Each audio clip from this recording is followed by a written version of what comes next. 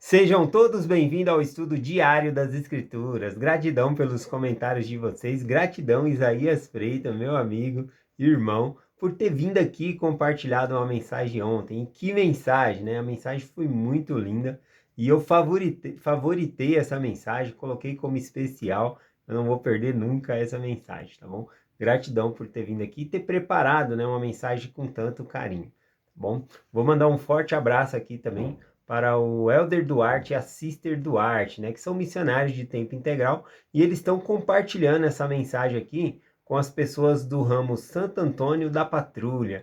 Então eu convido aí o ramo Santo Antônio da Patrulha a se inscrever no canal, tá bom? E estudar com a gente aqui todos os dias, tá bom? Gratidão. Vamos lá para a mensagem de hoje. Eu vou começar compartilhando com vocês aqui Marcos, capítulo 14, a partir do versículo 12 em diante. Começa assim: E no primeiro dia dos pães ázimos, quando se sacrificava a Páscoa, disseram-lhe os discípulos: Onde queres que vamos preparar-te o que é necessário para comer a Páscoa? Bom, então aqui seria a última Páscoa ali do Senhor, né? Junto com os seus apóstolos. Como dava trabalho preparar a Páscoa. E os apóstolos estavam perguntando onde quer que fosse preparado, né? Tinha que matar o cordeiro. O cordeiro, aliás, ele tinha que ser sacrificado no templo. Então o cordeiro era sacrificado no templo, aí trazia a parte ali para assar ele, tinha ervas amargas, vinho, tudo isso fazia parte da Páscoa, remetendo desde quando o Senhor tirou o povo do Egito, que foi a Páscoa lá com os pães asmos, tudo isso, tá bom? Então é essa Páscoa aqui que eles iriam comemorar. Então os apóstolos perguntam aqui para Cristo onde é que ele quer que prepare a Páscoa, né? Então o versículo seguinte diz aqui, o versículo seguinte: E enviou dois dos seus discípulos e lhe disse: Ide à cidade, e um homem que leva um cântaro de água vos encontrarei. Seguiu. Aqui é bem interessante, né? No livro de Lucas, revela quem são esses dois homens aqui, né? Que ele mandou, dois discípulos. Lá fala que é João João e Pedro, né? Que vão até lá para ver esse homem aqui. Então ele fala, olha, onde que é para preparar a Páscoa, né, para eles comer? E ele fala, manda esses dois discípulos, Pedro e João, ir até a cidade e encontrar um homem que estava carregando um cântaro. Agora, carregar um cântaro, na verdade, era a função de uma mulher, tá bom? Então era fácil identificar qual era o sinal ali, né? Então, porque só esse homem ia estar carregando um cântaro de água, um jarro de água ali, né? Então era para eles pegar e seguir esse homem. Interessante que o Salvador não fala para ele, ó, fala com ele já ali onde ele está com essa água, onde devo preparar a Páscoa. Não, ele mandou seguir. Por que isso, né? O versículo continua. E onde quer que ele entrar, dizei ao Senhor da casa. O mestre diz: Onde Onde está o aposento que hei de comer a Páscoa com meus discípulos?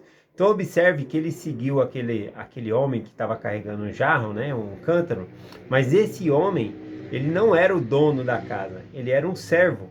Então ele tinha que pedir para o dono da casa. Então ele vai lá e quando aquele homem entra, né, com o cântaro, ele fala, é aqui, né? Então eles foram lá e chamaram e falaram, onde o mestre, né, deve preparar a ceia, né? E aí então esse homem ele revela onde é, né, que deveria ser, ele mostra o local, tá bom? Que é aqui, ó, versículo 15. E ele vos mostrará um grande cenáculo, mobiliado e preparado, e ali preparai, né? Então um cenáculo, uma grande sala onde já havia uma mesa, almofadas, tapete ali para eles comer e todas as coisas necessárias ali, bacia, água, né? Eles só precisavam trazer o cordeiro, trazer as ervas amargas, o vinho e os pães ázimos. Eles precisavam preparar essa ceia, mas já tinha um local.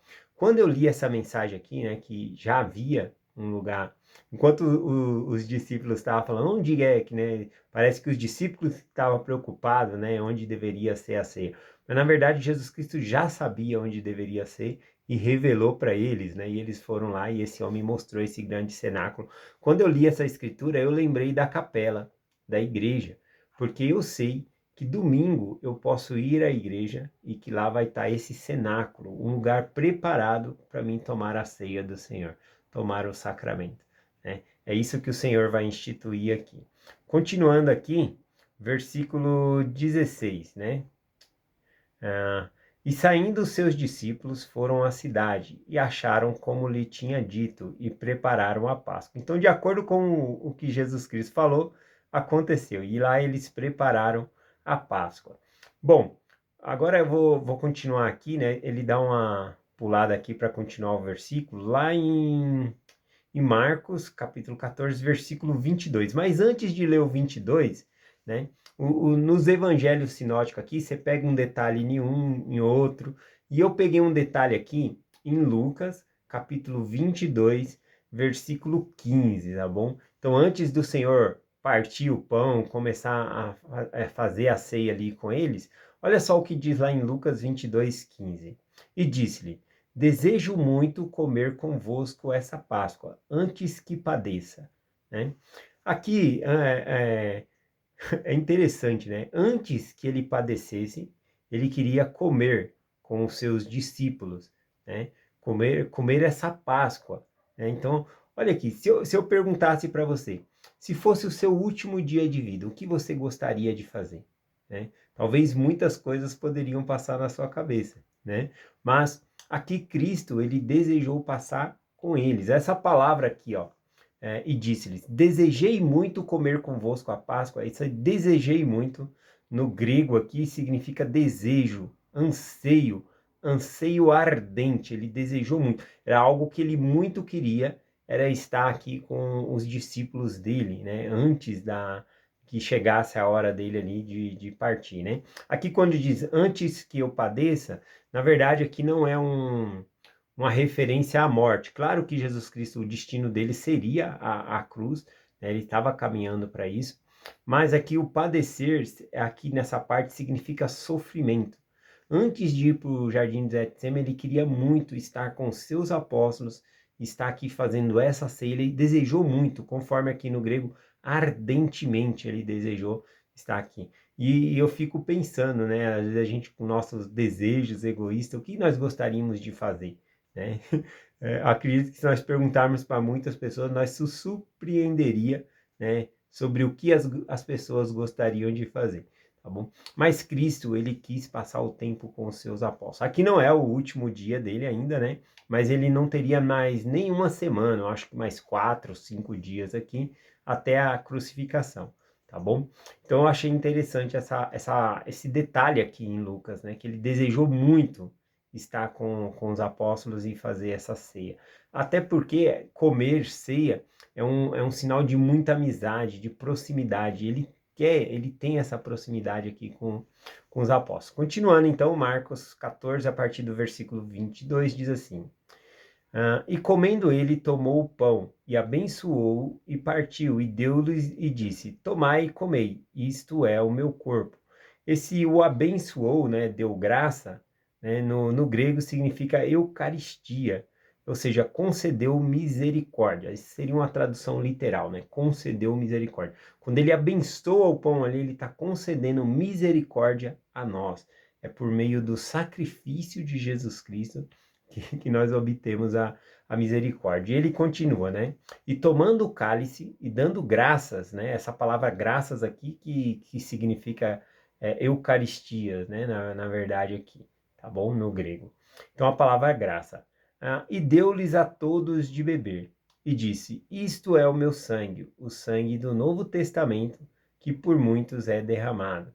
Bom, aqui a gente fica facilmente lembrando de João capítulo 6, quando Jesus Cristo diz lá que verdadeiramente, se eles não comessem a carne dele e não bebessem o seu sangue, né, eles não teriam parte com ele. Né? E isso é uma referência aqui agora. Jesus Cristo, ele pega o pão, né, parte e dá aos discípulos e diz: esse é o meu corpo. Né? Então, não literalmente, né? Quando nós abençoamos o sacramento, o pão ali não vira literalmente um pedaço de carne, é um símbolo. Bom, é um símbolo do corpo de Cristo. A mesma coisa acontece com a água, né? Quando ela é abençoada, ela torna-se um símbolo do sangue de Jesus Cristo, né? E quando Jesus Cristo compartilha isso, né? Se vocês quiserem ver lá em João capítulo 6, quando ele fala que ele é o pão vivo que desceu do céu, né? E que eles deveriam comer o pão, né? Beber do sangue dele. Então ele está se referindo ao sacramento, né? Nem naquela ocasião os discípulos entenderam. E é muito importante dizer isso, porque às vezes a gente não vai entender algumas coisas, algumas doutrinas ou coisas na igreja, mas não é por conta disso que você vai se afastar do evangelho. Bom, não é por conta disso. Você tem que se ater àquilo que você já sabe que é verdade.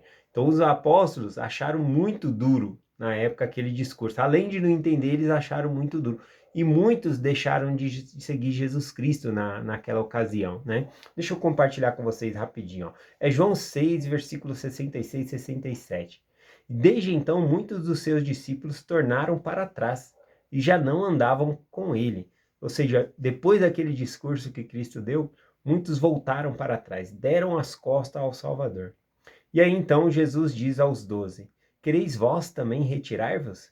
E respondeu, pois, Simão Pedro: Senhor, para onde iremos nós? Tu tens a palavra da vida eterna. Eu acho linda essa resposta de Pedro, né? Quando o Senhor oferece: Vocês também querem ir embora? Os outros estão indo. Vocês querem ir embora também? Isso escandaliza vocês, né? E aí ele fala: Para quem iremos nós? Tu tens a palavra de vida eterna. Naquela época eles não entenderam que Jesus Cristo iria instituir esse sacramento aqui e que isso era referência, né? Mas mesmo assim eles se manteram firmes e continuaram ao lado de Jesus, tá bom? E outra coisa interessante é que quando nós tomamos o sacramento, nós estamos ingerindo algo para dentro de nós, o alimento, né? Esse alimento tem o simbolismo de Cristo. E o alimento, quando você come, ele faz parte de você, ele vai para o seu organismo, né? Ele vai para as suas células, trazendo energia. Então, é fazer Jesus fazer parte de você. Quando você se alimenta do pão, né? E do sangue de Jesus Cristo, isso significa que ele faz parte de você, dentro de você. Então é muito importante isso. Vamos continuar aqui. Ele continua dizendo: Em verdade vos digo que não bebereis mais do fruto da vide, até o dia em que beba de novo no reino de Deus. Aqui, né, uma promessa, né, de Jesus Cristo falando: olha, essa é a última vez, por isso é chamada a última ceia, que eu bebo convosco, né, como o pão e bebo o vinho, até o dia que eu voltar. É uma promessa do segundo retorno dele. E embora Jesus Cristo esteja falando aqui para os apóstolos que estavam ali com ele na ocasião, essa é uma promessa para nós. Eu gostaria de identificar essa promessa para nós aqui, ó, tá aqui em Apocalipse, capítulo 3, versículo 20. Aí eu termino a mensagem. Apocalipse 3, 20 diz assim: Eis que estou à porta e bato. E se alguém ouvir a minha voz e abrir a porta, entrarei em sua casa e com ele cearei e ele comigo. Essa promessa, né, dele bater a porta, se nós abrirmos, ele fala que ceará conosco. Esse ceará significa jantar, comer conosco. É a promessa dele voltar e estar comendo conosco a Páscoa, né? A Páscoa, na verdade, ela se torna a Páscoa nós comemos todo o domingo. Quem está falando isso não sou eu, sou o apóstolo Paulo. O sacramento, tá bom, que foi instituído por Jesus Cristo, ele se torna a Páscoa oficialmente. O sacramento já existia antigamente, né? Melquisedeque, por exemplo, ele deu o sacramento a Abraão, né? Deixa eu conferir aqui com vocês rapidinho. Em Gênesis capítulo 14, versículo 18, quando quando Abraão, né, volta da guerra, e aí Melquisedeque o encontra, né, e diz assim, ó, e Melquisedeque, rei de Salém, Gênesis 14, 18, e Melquisedeque, rei de Salém, trouxe pão e vinho, e era ele sumo sacerdote do Deus Altíssimo.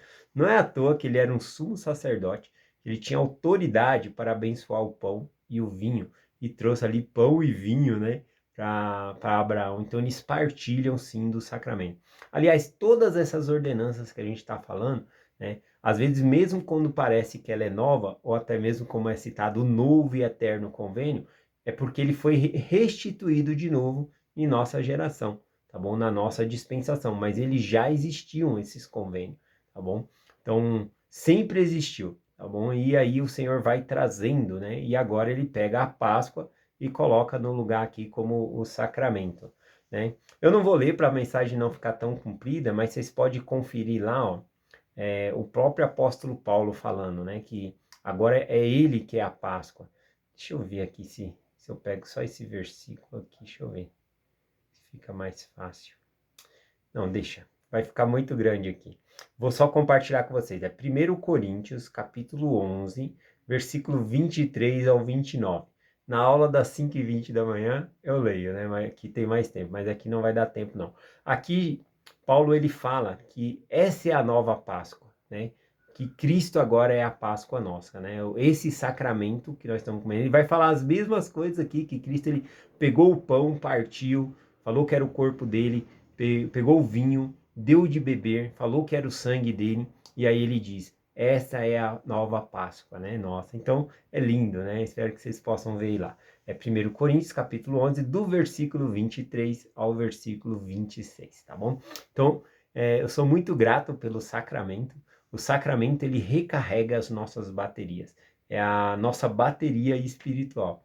Se eu não vou à igreja e tomo sacramento, é como se eu não recarregasse a minha bateria. Então, a semana para mim não é a mesma coisa.